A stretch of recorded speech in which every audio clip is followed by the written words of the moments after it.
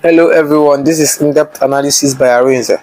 For the past 7 years or more, US government have been trying to curtail China's economic growth and also military power, mainly because of the rapid economic innovation of China that took everyone by surprise, even the Chinese themselves. Before we dive into the tariff war between US and China, let's peep a little on how China grew so fast economically in order to understand why the US is at war with China economically. This is China in the 1960s below, and this is China today. You can see the gap and the speed of the innovation. How did China grow so fast? Some might say it's because of their huge population, so they have cheap labor. But India had the same population too, but did not grow that fast.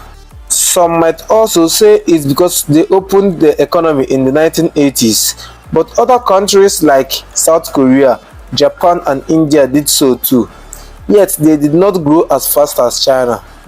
So to truly understand China's economic growth, we need to look into what drives economy, and they are investment, education and technological progress. China used no wonder formula in achieving their success. They simply coordinated making use of their huge population, which offers cheap labor, investing hugely in their infrastructure, healthcare, social welfare, public services and many more.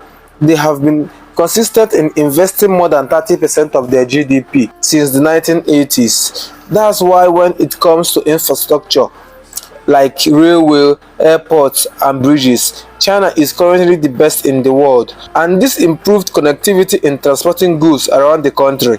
In terms of education, China invests heavily in its people and promotes gender equality, and that's where countries like India fall short.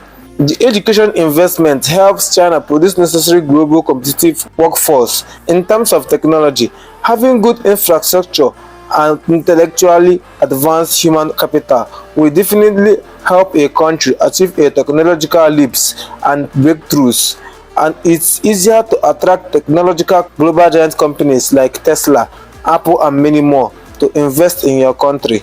So you can see China was able to achieve a historic economic growth with the coordination and application of these three aforementioned. With all this China's economic growth, US government was struggling to maintain its competitiveness against China, and that made them to resort to labeling China as the enemy, sanctioning and starting a tariff war with China, using China's military ambition as excuse.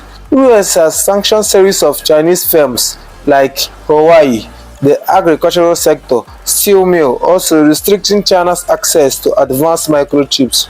All this with one aim: to stop and contain China's growth. But unfortunately for US, they achieved just the opposite.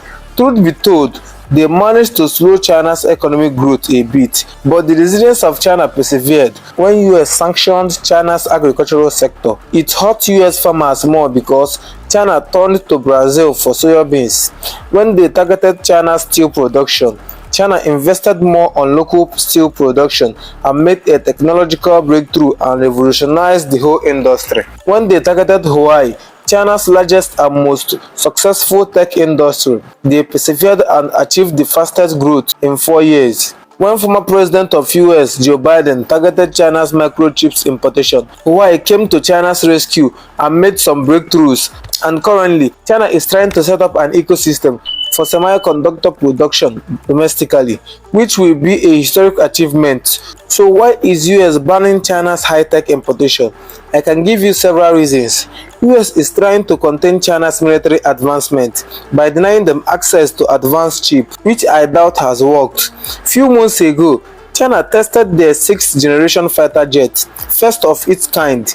Second reason is US is trying to contain China's economic growth in order to maintain their hegemonic power.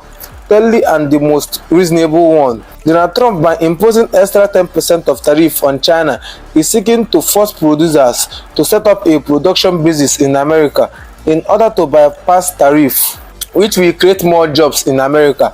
But I doubt that will work because China's product is too cost-effective to be ignored, and production rate in America is just too expensive to be considered against China. Take a look at Walmart, America's biggest retail store. 70% of their product come from China. In conclusion, Tariff is a double-edged sword which US government are too arrogant to notice. US should embrace a healthy competition rather than trying to contain China. Well, we will be following the whole situation to see where it leads. This is in-depth analysis by Arinze.